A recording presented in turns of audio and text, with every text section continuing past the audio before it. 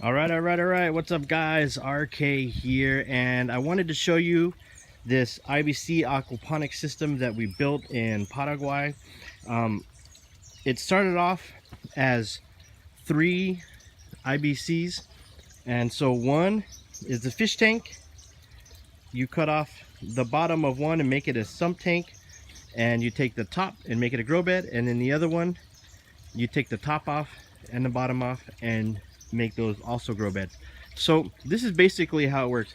It starts off here at the fish tank, and you have a solids lift overflow. So that means that this pipe that's right here goes down to the bottom of the tank, and it pulls the solids off the bottom, and it goes here to the sump, and then you pump from the sump. So the reason you do this is because we've all had times, you know, when you're doing aquaponics, where if you pump from your fish tank, where you go out and the fish tank is at the bottom, you know, the water is at the bottom and your fish are swimming sideways and, you know, almost dying. So it's always cool if you have the opportunity to use the sump tank so that you can keep the water level in your fish tank.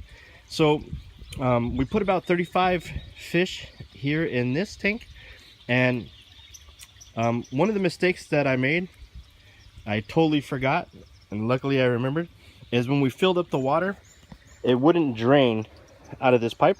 It's because I forgot to put a hole here. You put a hole here so it doesn't create a vacuum like a bell siphon. It doesn't siphon out your water, so it wouldn't pump. As soon as you put air in, it's gonna level out your water here. There.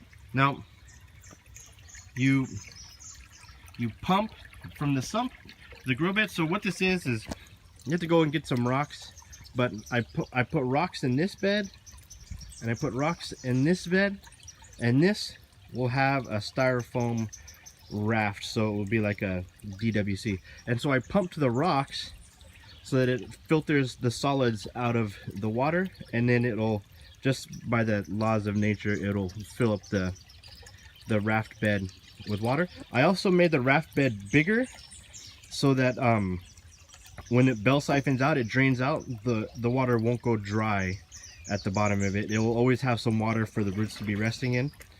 And also, so to keep the water level, we plumb all 3 beds together. You see here.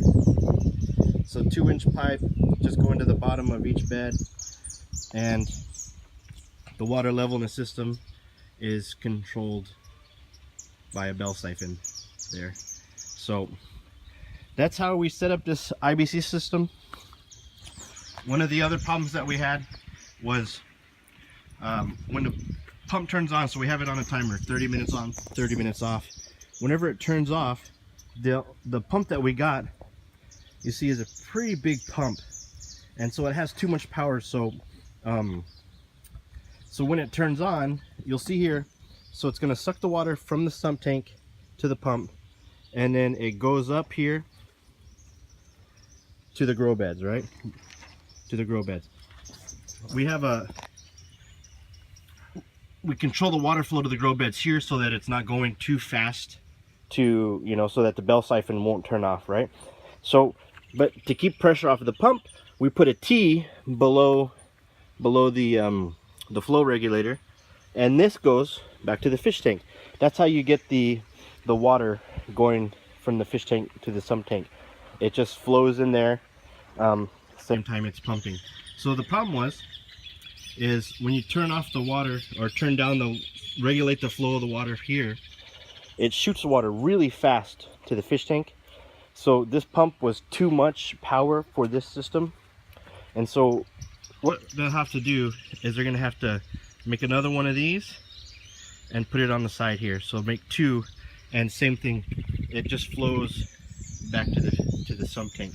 So they'll do 2 of those, and that'll regulate the water so it's not overflowing. You'll see right now we have a bucket because when it turns on, the water overflows in the fish tank and kind of depletes the system of its water. But you know, basically good little system they could use here, and this is their learning system, and after they learn, then they're gonna put aquaponics in this big long greenhouse that they have. All right, guys.